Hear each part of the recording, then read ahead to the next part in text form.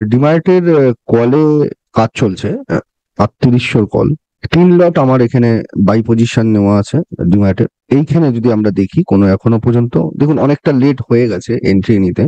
এন্ট্রিটা এই ক্যান্ডেলে নেওয়া উচিত ছিল, একদম নিয়ারেস্ট ন্যারো রেঞ্জ 2200 আমরা দেখছি, এবং এখানে আমরা ন্যারো রেঞ্জে ছিল।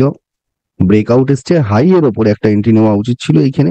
বেশ ভালো পয়েন্ট মুভমেন্ট করেছে, যাই হোক আমি এটা মিস আউট করে গেছি। তো এই জায়গায় পজিটিভলি দেখতে পাচ্ছি মুভমেন্ট আছে, বাট একটু টাইম ফ্রেম 15 মিনিট, এটা 5 মিনিটের টাইম ফ্রেম, 15 মিনিট টাইম ফ্রেমে কিন্তু অনেকটাই ভালো মুভমেন্ট করেছে। যার থেকে মার্কেট ওপেন হয়েছে 40 টাকা থেকে প্রায় 100 টাকার কাছাকাছি গেছে। এখন আমি 5 মিনিট টাইম ফ্রেমেই দেখছি কোনো সেল সেট আপ আসছে কিনা। তো এখনো পর্যন্ত কোনো সেল সেট আপ আসেনি স্টিল নাও। তো আরেকটা আমি মুভমেন্টের ওয়েট করছি, যদি একটা মুভমেন্ট পাওয়া যায় এখানে। তো আমার লেটেস্ট ক্যান্ডেল হচ্ছে এটা, লেটেস্ট ক্যান্ডেলের নিচে দেখবো আমরা কোনো ক্লোজিং আসছে কিনা। ওকে,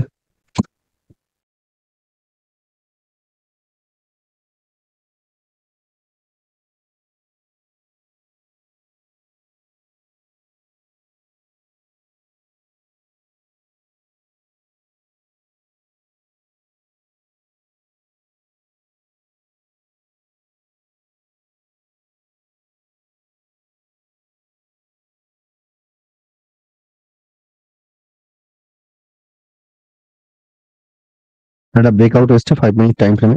1845 টাকার একটা প্রফিট চলছে এখানে। আমরা বিট প্রাইস, আক্স প্রাইস গুলো দেখতে পাচ্ছি।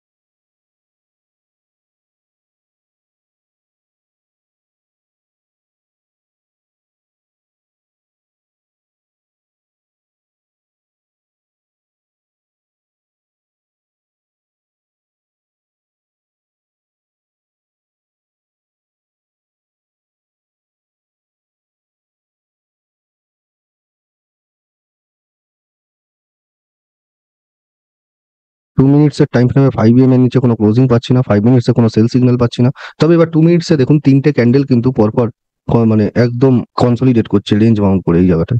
অলরেডি এটা আমার ম্যাসিভ প্রফিট চলে এসছে এই জায়গাটাতে। লক্ষ্য করতে হবে 5 এর, 5 পাওয়ারফুল 5 এর নিচে ক্লোজিং কাউন্ট দেওয়ার টেন্ডেন্সি করছে, এটাকে ফলো রাখতে হবে এই জায়গাটা।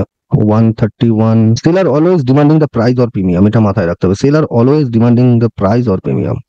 দেখুন আমি মিনিমাম এখান থেকে 10,000 প্রফিট বুক করবো মিনিমাম। 5 মিনিট টাইম ফ্রেমে সেল সিগন্যাল বা এইখানে আমরা স্টপ লস টেল করে দিতে পারি। তো 22 লেভেলে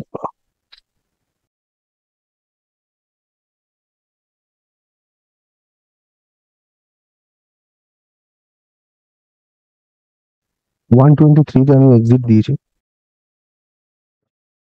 এক্সিট হয়ে গেছে 124। এবার দেখুন জাস্ট আমি এক্সিট কুইট করে গেলাম। তো জাস্ট এখানে যে সেল পেয়ারটা ফর্ম করেছিল, জাস্ট একবার বলে দিই, এইখানে দেখুন দুটো ক্যান্ডেল মিলে একটা সেল সিগন্যাল ফর্ম করেছে, যার লোটা বানিয়েছে হচ্ছে 118.10, 119.10, তারপরেরটা 118.40। তো যাই হোক এখন কার্ভেচার ঘুরছে 5 মিনিট টাইম ফ্রেমে। তো আর রিস্ক নেওয়া নেই, অলরেডি একটা ম্যাসিভ প্রফিট হয়ে গেছে। 123 লেভেলে বেরিয়ে গেছে, আর একটা 130-এর উপরে বেরিয়েছে।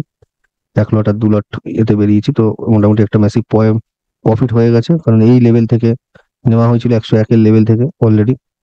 তো ট্রেডটাকে ঠিক এইভাবেই এক্সিকিউট করতে হবে, আপনারা মাথায় রাখবেন, এবং সিস্টেমে এবং লজিকে চলতে হবে।